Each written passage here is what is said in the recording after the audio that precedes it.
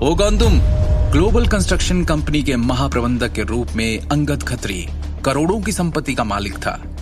इतनी बड़ी कंपनी उसके नियंत्रण में थी और इसलिए समाज में उसकी स्थिति काफी मजबूत थी। सबके बीच उसका अच्छा खासा बोलबाला था। मैं दृष्टि का पति हूं, शिवम ने हल्के से कहा, और जहां तक इस खराब हार का सवाल है, आप इसे अपने पास रख सकते हैं। क्या तुम दृष्टि के पति हो?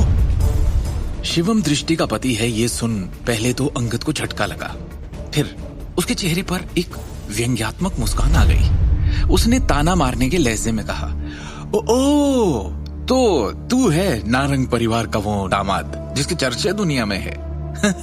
तू ही है वो आदमी जिसने दृष्टि से शादी की ताकि तेरा खर्चा पानी चल सके।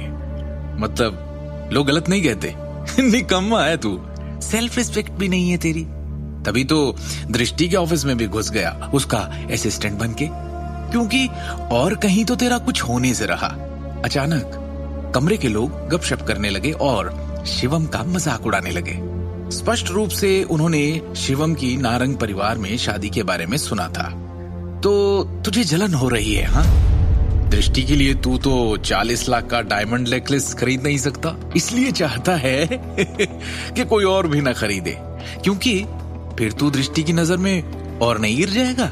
शिवम ने अपना सिर हिलाया और कहा, तुम्हारे नेकलेस की सतह के चारों ओर केमिकल की एक परत लिपटी हुई है जिससे इसमें ये चमक है।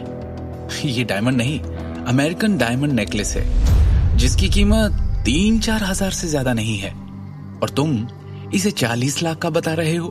क्या मजाक है अंगद। जब अंगद ने गिफ्ट बॉक्स खोला था तो शिवम ने पहले ही देख लिया था और समझ गया था कि ये डायमंड नेकलेस नकली है। दृष्टि, ऐसे आदमी से शादी की तुमने? मुझे तो तुम्हारे लिए अफसोस हो रहा है। ये आदमी तुम्हें सारी जिंदगी शर्मिंदा करता रहेगा और दुख देता रहेगा। ठीक कहा अंगद ने, शर्म आनी चाहिए शिवम को। वो इतना गिरा हुआ है कि अंगद जैसे लड़के पर झूठा इल्जाम लगाकर उसे बदनाम करना चाहता है, क्योंकि अंगद को टक्कर देने के लिए उसके पास पैसे नहीं है। शिवम, अब दृष्टि को और शर्मिंदा मत करो। मैंने कहा था ना, यहाँ अपना मुंह बंद रखना। करा ली ना खुद की और दृष्टि की बेइज्जती।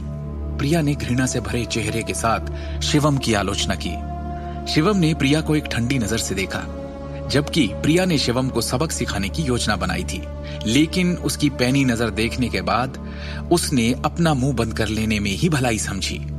शिवम का व्यक्तित्व और उसके हाव भाव काफी अलग दिख रहे थे। तब तक इसी दौरान अचानक कमरे का दरवाजा खटखटाने की आवाज आई। एक उग्र दिखने वाला युवक जिसकी बाजू पर एक फूल का टैटू था, अचानक कमरे में घुस गया, एक दुबले पतले व्यक्ति को अपनी मुट्ठी में पकड़े हुए। उसकी क्रोध भरी उपस्थिति ऐसी थी मानो वो किसी की हत्या के इरादे से आया है। उस खतरनाक आदमी ने जोर से कहा, इससे पहले कि मेरे हाथों किसी का खून हो जाए, बता दो कि इसको यहाँ कौन लेकर आया है, किसकी जान पहचान वाला है ये? कमरे में कुछ देर का सन्नाटा रहा।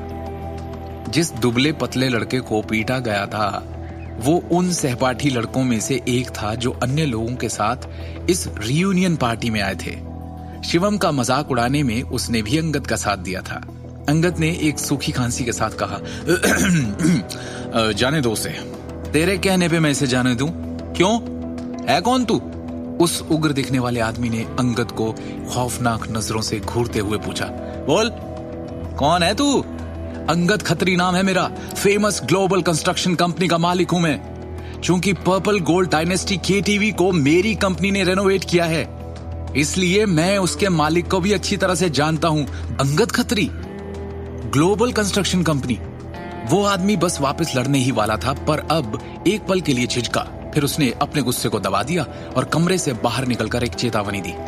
देखता हूं तुझे, रुक। थैंक यू अंगद भाई, कमाल हो आप। जैसे ही आपने अपना नाम बताया उस गुंडे का चेहरा देखने वाला था। इंप्रेसिव, इसीलिए तो लड़के अंगद भाई की तरह बनना चाहते हैं। कमरे में मौजूद सभी लोग व्यवहारिक रूप से अंगद की चापलूसी कर रहे थे। अंगद एक राजा की तरह सोफे पर वापस बैठ गया और अपने सिगार का एक कश लिया।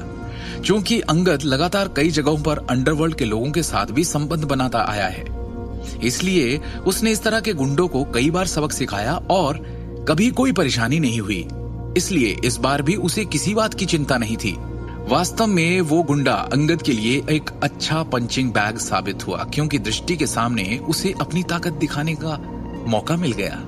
अंगद ने अभिमानी अभिव्यक्ति के साथ कहा, ऐसे मामूली लोग मेरे सामने बस उन पर धौंस दिखा सकते हैं जो मुझसे कमजोर है। आगे की कहानी जानने के लिए देखिए अगला एपिसोड सिर्फ पॉकेट एफएम के यूट्यूब चैनल पर, और शिवम द हिडन वॉरियर के सारे एपिसोड्स को सुनने के लिए डिस्क्रिप्शन में दी लिंक से डाउनलोड करें पॉकेट एफएम ऐप।